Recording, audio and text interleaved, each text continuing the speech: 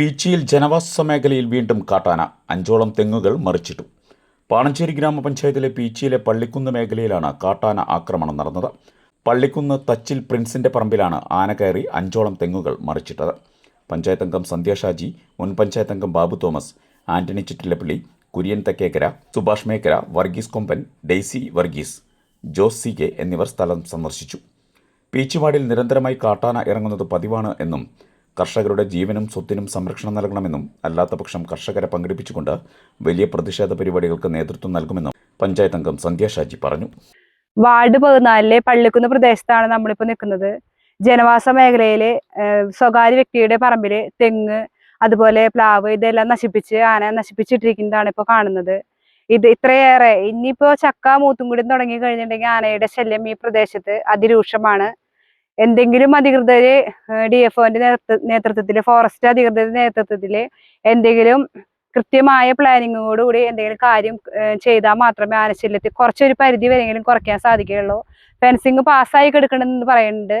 അത് എത്രയും പെട്ടെന്ന് ചെയ്യാനുള്ള മാർഗങ്ങൾ കണ്ടെത്തി ജനങ്ങളുടെ ഭീതി കുറച്ച് ഒഴിവാക്കണമെന്ന് അപേക്ഷിക്കുന്നു. പീച്ചി പള്ളിക്കുന്ന് പ്രദേശത്ത് കൃഷിയിടങ്ങളിൽ ആന കുറച്ചു കാലങ്ങളായിട്ട് വളരെയധികം കൃഷി നശിപ്പിച്ചുകൊണ്ടിരിക്കുന്ന ഒരു സാഹചര്യമാണ് ഇവിടെ നിലവിലുള്ളത്. നമുക്കറിയാം, കാർഷിക മേഖല തകർന്നിരിക്കുന്ന ഈ സാഹചര്യത്തിൽ ഇത്തരത്തിൽ തെങ്ങും വാഴയും പ്ലാവും അതുപോലെ തന്നെ ജനങ്ങൾക്ക് ഉപകാരപ്രദമായ ഫലവൃക്ഷങ്ങൾ വെച്ച് പിടിപ്പിക്കുന്നത് മുഴുവൻ ആന ഒരു രാത്രി കൊണ്ട് നശിപ്പിക്കുകയാണ്. ഇപ്പോൾ ഈ കഴിഞ്ഞ രാത്രിയിൽ ഈ പ്രദേശത്ത് ഒട്ടനവധി വീടുകളിൽ ആന വരികയും വീടിനോട് ചേർന്ന് നിൽക്കുന്ന തെങ്ങും അതുപോലെ തന്നെ പ്ലാവും വാഴയൊക്കെ നശിപ്പിച്ചിരിക്കുകയാണ്. കാലങ്ങളായിട്ട് ഈ പ്രദേശത്തുള്ള ആളുകൾ ഒന്നടങ്കം ആവശ്യപ്പെടുന്നതാണ് ഇതിനൊരു ശാശ്വതമായ പരിഹാരം കാണണമെന്നും ആന ഈ പ്രദേശത്തേക്ക് വരാതിരിക്കുന്നതിന് വേണ്ടി ജനങ്ങൾക്ക് സുരക്ഷിതത്വം കൊടുക്കുന്നതിന് വേണ്ടി നടപടിയെടുക്കണമെന്നും ആവശ്യപ്പെട്ട് പല പ്രാവശ്യം നിവേദനങ്ങൾ കൊടുത്തിട്ടുള്ളതാണ് ഫോറസ്റ്റ് ഡിപ്പാർട്ട്മെന്റിൽ. അപ്പോൾ ഫോറസ്റ്റ് ഡിപ്പാർട്ട്മെന്റ് പറയുന്നത് 2 കിലോമീറ്ററോളം ദൂരത്തിൽ ഇവിടെ ഫെൻസിങ് നിർമ്മിച്ച് വലിക്കുന്നതിന് വേണ്ടി നടപടികളൊക്കെ നടന്നു. അത് പൂർത്തീകരിച്ചു. ഇത് ടെൻഡർ വയ്ക്കാൻ പോകാമെന്ന് പറഞ്ഞു. ഇപ്പോൾ 1 വർഷമായി ഫെൻസിങ് നടപടി വന്നു എന്നൊക്കെ പറഞ്ഞുകൊണ്ടിരിക്കുന്നത്. ഇനിയും ഏകദേശം ഒരു 6 മാസം കൂടെ പിടിക്കും അതിൻ്റെ നടപടി വന്ന് അത് ടെൻഡർ കഴിഞ്ഞ് അത് വലിച്ചു വരുമ്പോൾ.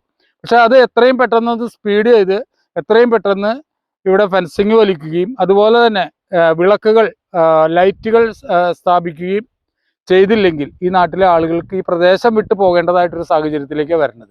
അപ്പോൾ അത്തരത്തിൽ ജനങ്ങളെ നാളിതുവരെയായിട്ട് ജനങ്ങൾക്ക് മനുഷ്യ ജീവന് ഈ പ്രദേശത്ത് യാതൊരു കോട്ടവും തട്ടിയിട്ടില്ല. ഇനിയിപ്പോൾ വന്നുകൊണ്ടിരിക്കുന്നത് ആ മനുഷ്യ ജീവനിലേക്ക് കൂടി കടന്നു വന്നു കഴിഞ്ഞാൽ ഇനി ഇത്തരത്തിലൊരു സംഭവം വന്നാൽ ഞങ്ങൾ കർഷകർ ഒന്നടക്കം ഒന്നിച്ചു നിന്ന് പഞ്ചായത്തിൽ ഹർത്താലുകൾ ഉൾപ്പെടെയുള്ള പരിപാടികൾ നടത്തുമെന്നാണ് ഞങ്ങൾ ആഗ്രഹിക്കുന്നത്. അത് ഞങ്ങൾ നടത്തിയിരിക്കും.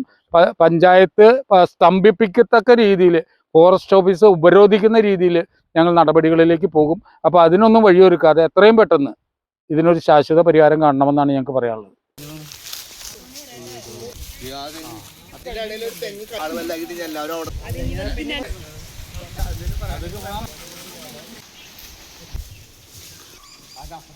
ഒരു നിരന്തര ശല്യമാകുമ്പോൾ ജനങ്ങള് എന്ത് ചെയ്യുന്നു?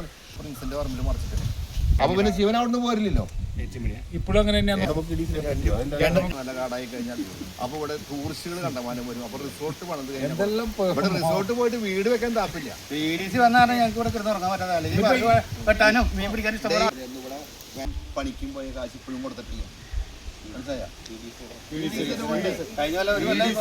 PDC എന്ന് പറഞ്ഞൊരു പ്രസ്ഥാനം നമ്മുടെ നാട്ടിൽ വന്നതാണ്. ഞങ്ങൾക്ക് ദോഷം വന്നാണ്.